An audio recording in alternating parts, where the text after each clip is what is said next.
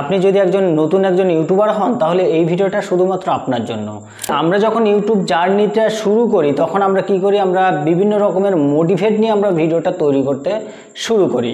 আর শুরু করার প্রথমের দিকেই আমরা যেগুলো কমন ভুলগুলো আমরা করে থাকি সেগুলো কি, আমাদের ভিডিওতে থাম্বনেলটা যে ব্যবহার করব সেই থাম্বনেলটা তৈরি করি।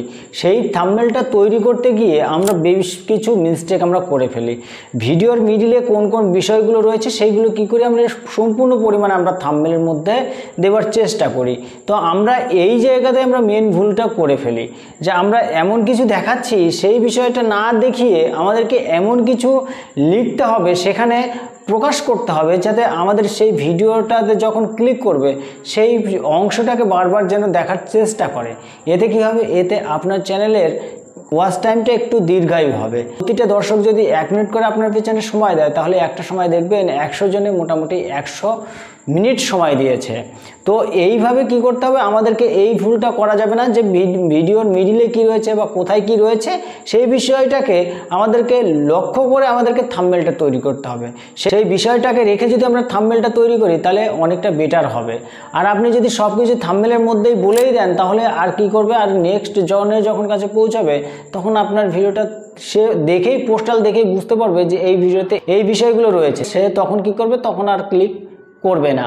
এবার দ্বিতীয় যে মিস্টেকটা রয়েছে, আমরা এই ভুলটাও আমরা সকলেই নতুন ইউটিউবার যারা রয়েছি এই ভুলটা অনবরত করে চলেছি। আমরা যখন আমাদের ভিডিওটাকে ইউটিউবে আপলোড করি তখন বারবার কি করি, আমাদের ভিডিওটা দেখার চেষ্টা করি এবং আমরা কি করি, বিভিন্ন প্ল্যাটফর্মে আমাদের ভিডিওটাকে প্রচুর পরিমাণে শেয়ার করার চেষ্টা করি। আমরা কিন্তু মারাত্মক ভুল এখানেই করি যে আমাদের ইমপ্রেস বাড়ানোর জন্য, আমাদের ভিউজ বাড়ানোর জন্য আমাদের যে বন্ধুবান্ধব রয়েছে সেই বন্ধুবান্ধবদের কাছে আমাদের ভিডিওটাকে শেয়ার করি। শেয়ার করার পরে কি হয়, যখন ইউটিউব থেকে শেয়ার যখন দেখে যে এত প্রচুর পরিমাণে শেয়ার এসেছে কিন্তু সেখানে ক্লিক নেই, তখন ইউটিউব এটাকে নেগেটিভ হিসেবে ধরে রাখবে।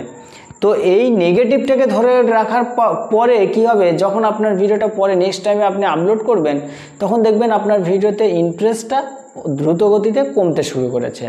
আপনাকে যখন আপনি নতুন একটি ইউটিউব চ্যানেল খুলবেন এখানে আপনি প্রচুর পরিমাণে দর্শক পাওয়ার সম্ভাবনা রয়েছে।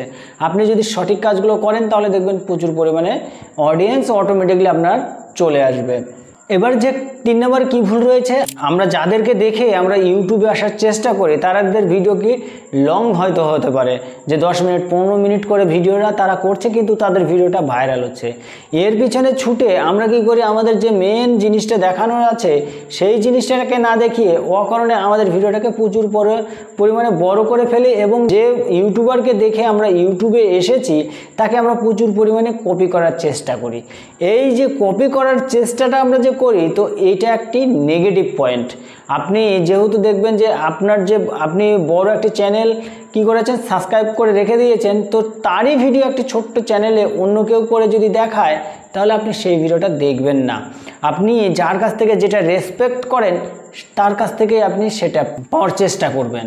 দেখা গেল আমার কাছে টেক ক্যাটাগরির ভিডিওগুলো আপনি অনবরত আশা করে যাচ্ছেন কিন্তু আমি ব্লগ ভিডিও আপলোড করছি, তো অটোমেটিকলি তখন কি করবেন, আপনি আমার চ্যানেলটাকে আনসাবস্ক্রাইবার করে দেবেন। তো পরবর্তী নেক্সট যখন ভিডিওগুলো আপলোড করব তখন আপনি দেখবেন না। তো অবশ্যই আপনি যে ক্যাটাগরি নিয়ে কাজ করছেন এবং যাকেই কপি করুন না কেন নিজের মধ্যে যে বিষয়বস্তুগুলো রয়েছে সেই বিষয়বস্তুগুলোকে দেখানোর চেষ্টা করুন, তাহলেই দেখবেন আপনি তাড়াতাড়ি ভাইরাল হবেন এবং আপনি দ্রুত গতিতে ইনকাম করতে শুরু করবেন। তো চলুন আজকের ভিডিওটা মোটামুটি এই পর্যন্তই। আর আজকের ভিডিওটা দেখে কতটা কি বুঝতে পেরেছেন অবশ্যই কমেন্ট করে জানাবেন। আর ভিডিওটা ভালো লাগলে লাইক কমেন্ট শেয়ার করবেন এবং সাবস্ক্রাইব করে পাশে থাকা বেল আইকনটি বাজিয়ে দেবেন পরবর্তী ভিডিওর নোটিফিকেশন পেতে। তো চলুন দেখা হচ্ছে নেক্সট ভিডিওতে, ততক্ষণে ভালো থাকবেন, সুস্থ থাকবেন।